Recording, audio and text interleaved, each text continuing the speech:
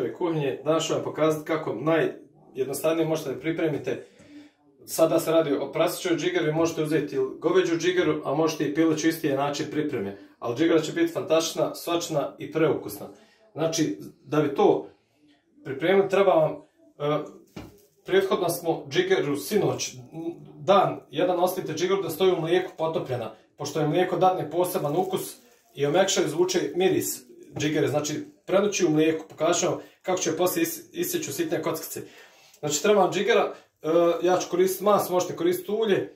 Treba vam mast, džigera, to je jedna džigera, oko kilogram džigere, to je, treba vam crveni luk, 4 srednje glace, treba vam 5-6 čena bijelog luka, treba će vam vrhnje za kuvanje, paradajz sos, 2 kocke goveđe za supu, treba će vam so, biber, vegeta i peršun na kraju koji ćemo dodati. Sada ćemo isjeckati to sve, pa ću vam pokazati na kolike komade sam sjekao džigeru, a luk sjećem u sječku. Kad je sjećem, pokazat ću vam šta ćete dalje. Da vam pokažem kako se sjeće džigerica otprilike na komadiće ovako neke veličine, kao jedan članak prsta, tako nešto. Evo vidite, nebitno je kako sjećete sitnije da bi se lakše ispekla i brže. Evo vidite. Ovako. Ovako.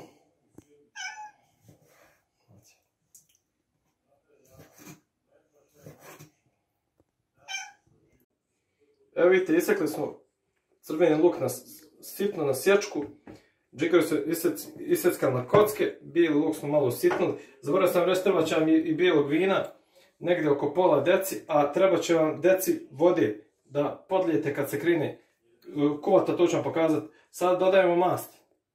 Ja da mastiva, možete i ulje. Da vam kažem, koristan savjet, ovo ovdje što ja koristim je indukcijno suđe, indukcijna posuda, indukcijna ploča šporeta.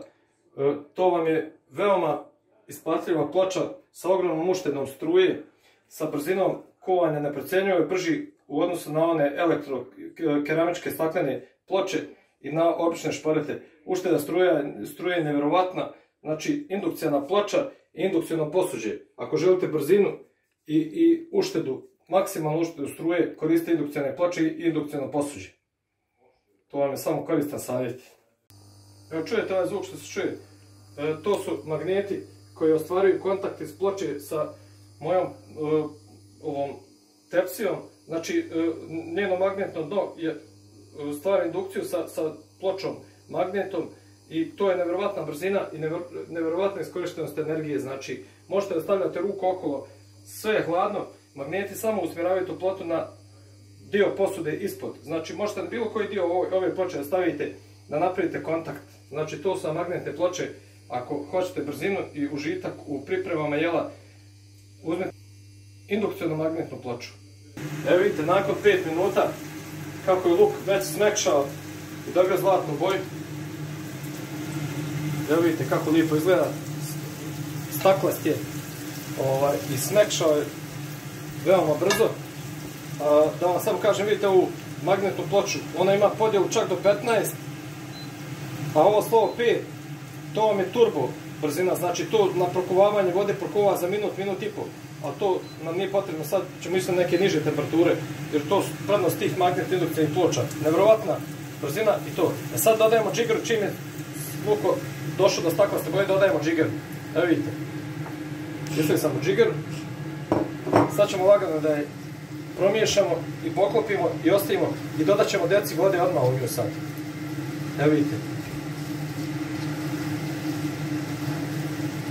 A reću vam sad prednost ovih indukcijnih šerpi, originalni, kao ova indukcijna šerpa, ona samo ima indukcijno dno.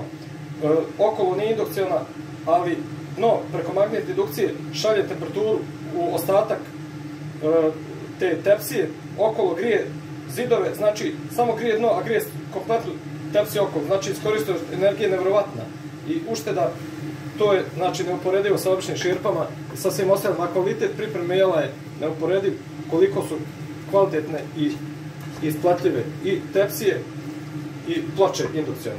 Znači sad ćemo odmah dodati deci vode i onda ostavljamo se dinsa. vodu kao što smo rekli. Oko deci po vodi slobodno možete dodati.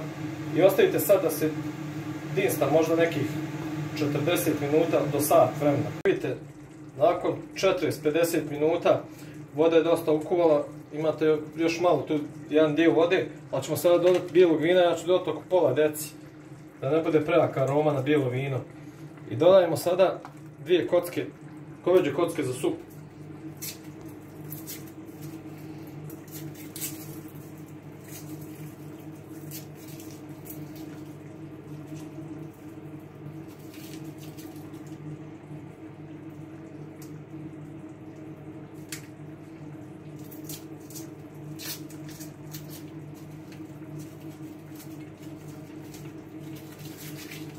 I dodat ćemo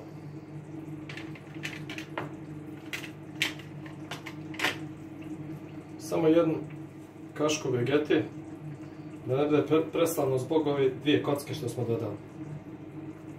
Evo vidite, nakon nekih 10 minuta kada smo dodali bijelo vino, kad je počelo da isparava, sada ćemo dodati paradajz sos.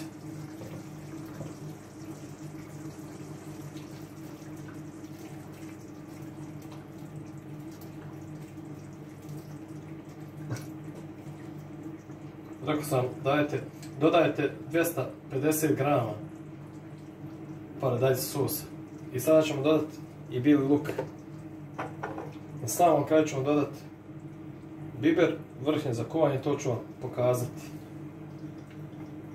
Sad nastavljamo dinstanje do god. Evo vidite, kad pređete ovako kaškom preko dna i kad ostaje dno čisto, znači da je skoro sva voda ukuvala. Sad ćemo dodati vrhnje za kuvanje.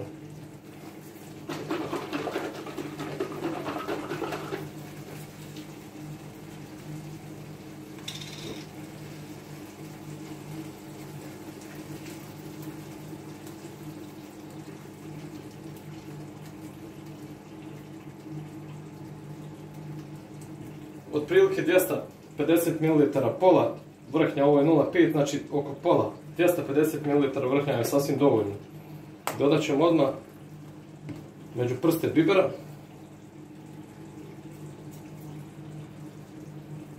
Tako.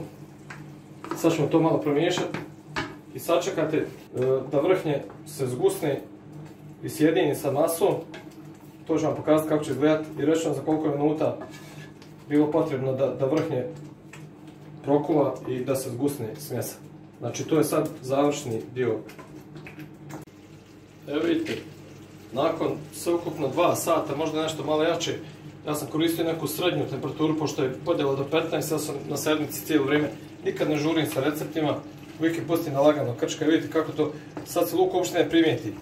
Dobili smo kao neki ekstra sos sa džigerom, žao mi što ne možete da ostavite miris i ukus, to je sada prelijep sos. Sada dodajemo samo piršu, njega ćemo samo minut, 2 da se sjedini sa ovim, on će u toploj masi da omekša i da ima jako aromu. Uz ovo jelo možete pripremiti bilo koji prilog, ja sam planirao pire krompir, možete skuvati makarone pa pomiješati kao sos sa makaronima, a možete rižu ili što god vi volite kući.